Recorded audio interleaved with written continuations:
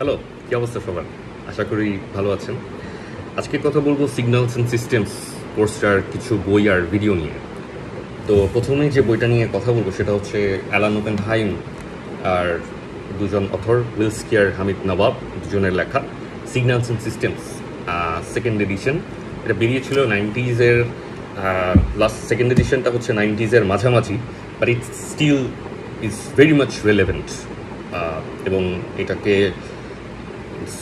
আমি আর এটাকেই মূল বই হিসেবে রেখেছি। তো এই বইটা খুবই চমৎকার করে লেখা।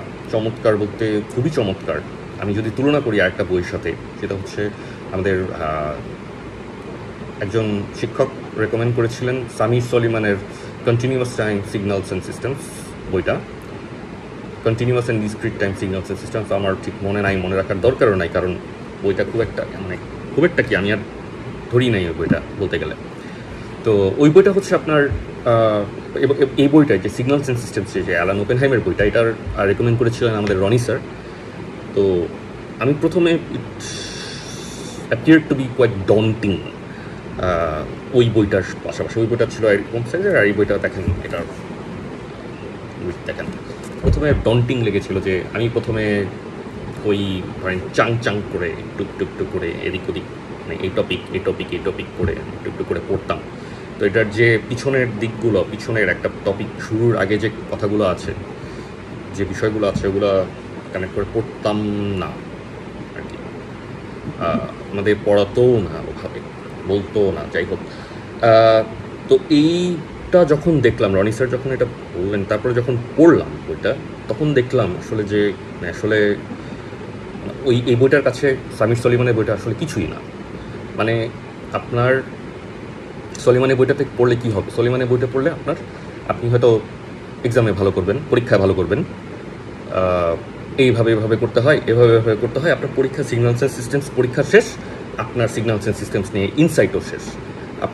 আপনি যে পরের কোনো কোর্সে যে কানেক্ট করে পড়বেন, আপনার ইচ্ছাই হবে না।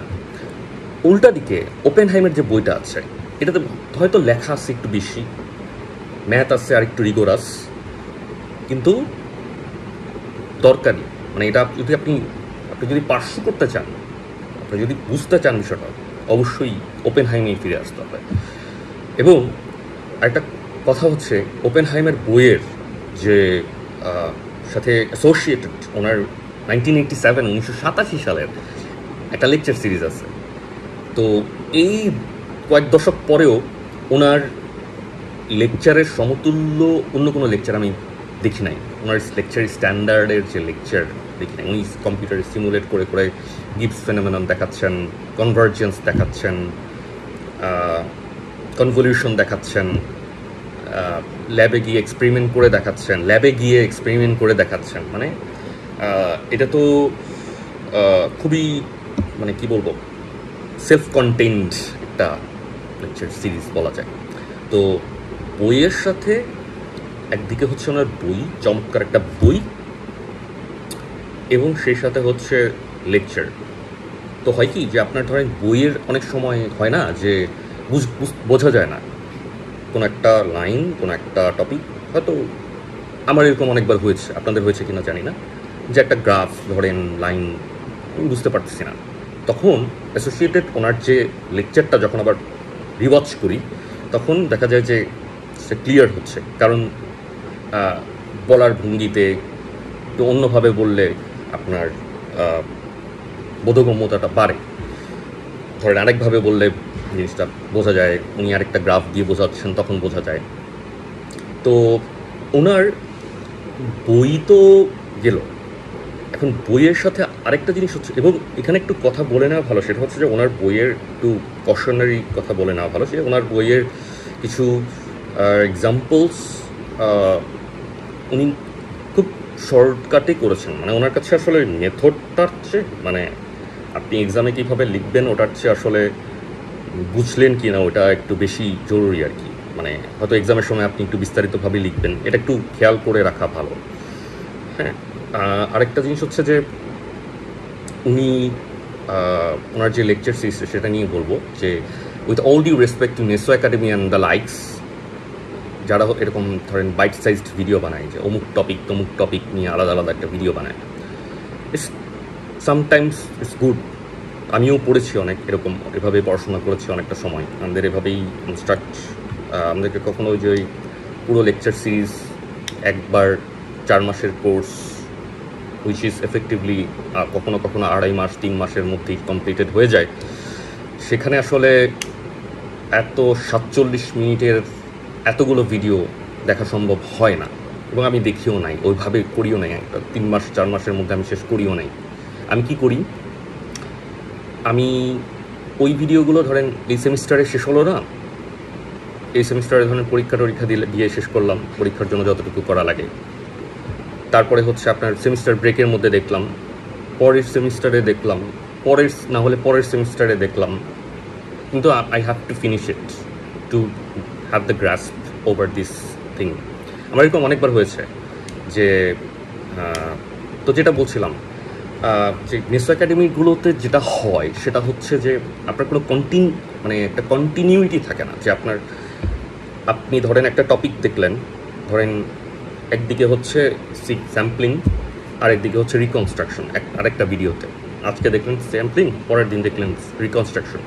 হতে পারে আপনি যদি অনেক ভালো হন, হতে পারে যে আপনার ওই এটার সাথে ওটা রিলেট করাটা ইজি হতেই পারে, কিন্তু far more effective is when you watch it in a go, অথবা watch it in a single video. উনি বলেন এটার সাথে ওটা কানেক্ট করতেছেন, এটার সাথে স্যাম্পলিংয়ের সাথে রিকনস্ট্রাকশন কানেক্ট করতেছেন। উনি টাইম ডোমেনে একবার দেখাচ্ছেন, ফ্রিকোয়েন্সি ডোমেনে দেখাচ্ছেন, নানান রকম গ্রাফ দেখাচ্ছেন।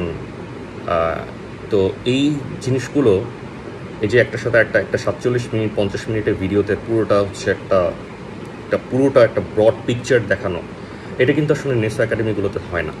এবং আরেকটা জিনিস হয় না, সেটা হচ্ছে যে তাদের নেসো একাডেমির নাম বলছি মানে শুধু নেসো একাডেমি তা না, আরও যারা আছে সেগুলোতে আপনার ধরেন অনেক স্যাটেল ইস্যুস আছে। এখন পাকিস্তানের একটা ভিডিও, একটা শিক্ষকের ভিডিও দেখেছিলাম, উনি সম্ভবত ব্যাচেলর করেই ঢুকেছেন।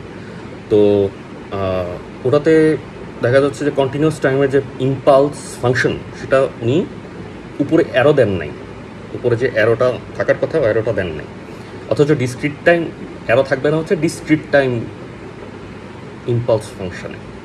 এবং কেন থাকবে না, কী কারণে থাকবে না, এটার ইনটুইশনটা আপনার হয় ওই ওপেনহাইমের ভিডিওগুলোতে। এবং ওপেনহাইমের মধ্যে প্রফেসররা কখনোই এই স্যাটেলিস্টের মানে খুবই স্ট্যাটিস্টিক্যাল, মানে পরিসংখ্যানিকভাবে খুবই রেয়ার, খুবই দুর্লভ যে ওনারা এরকম কোনো একটা সিলি মিস্টেক করেছেন। এগুলার দিকেই ওনাদের নজর থাকে বেশি। আপনি অ্যান্সারের মধ্যে 3-এর জায়গায় না 4 লিখলেন, 5-এর জায়গায় 6 লিখলেন, এইভাবে লিখলেন, আপনি শর্টে অ্যান্সার দিলেন না ব্রডে অ্যান্সার দিলেন, এটার চেয়ে এই জিনিসগুলোতে ওনাদের ফোকাস থাকে বেশি। হ্যাঁ, গেল। আরেকটা জিনিস হচ্ছে, আরেকটা বই আমি ইউজ করেছি, শুধু একটা বই তো আর চলে না। আরেকটা হচ্ছে যে principles of linear systems and signals, ভিতি লাথির বই। এটা অনেক চমৎকার বই। এটাও ধরেন যে সিগন্যালসের কনভলিউশনের ক্ষেত্রে আরও কিছু মানে গ্রাফিক্যালি আরেকটু ভালোভাবে বুঝেছি এখান থেকে। তারপরে আমি পড়েছি হচ্ছে এখান থেকে আপনার ধরেন স্যাম্পলিং রিকনস্ট্রাকশনের ক্ষেত্রে যে জিরোথ অর্ডার ফিল্টারের ব্যাপারটা আছে, ইন্টারপোলেশন, সেটাও এখান থেকে আমি দেখেছি।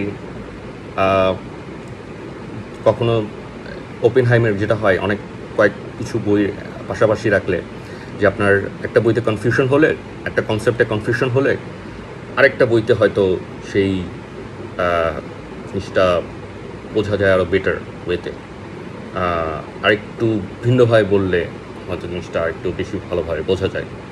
যেমন ধরেন যখনই মনে হচ্ছে যে ফুরিয়ার স্পেকট্রা কী, মানে এখানে আসলে কী বোঝাচ্ছে, কোথায়, মানে এখানে এটা কোএফিশিয়েন্ট, এখানে কোএফিশিয়েন্টের জায়গায় হচ্ছে ম্যাগনিটিউড কোথায়, ফেজ কোথায়, কী বোঝাচ্ছে আসলে, বারবার ধরেন এই বইগুলোতে আমি ফিরে এসেছি। এনার্জি সিগন্যাল কী, পাওয়ার সিগন্যাল কী, ধরেন ভুলে গেছি, আবার এখানে ফিরে এসেছি। এবং লাথির বইটা একটু রিগোরাস, ম্যাথমেটিক্যালি একটু বেশি রিগোরাস, কম্পেয়ার টু ওপেনহাইম, কিন্তু ওপেনহাইম রিগোরাস কম বলে এটা মনে করার কারণ নেই যে মানে উনি এখানে ম্যাথের একেবারে এবিসিডি অফ মানে signals and systems of for the children এরকম টাইপের কিছু বলেছেন। এখানে যথেষ্ট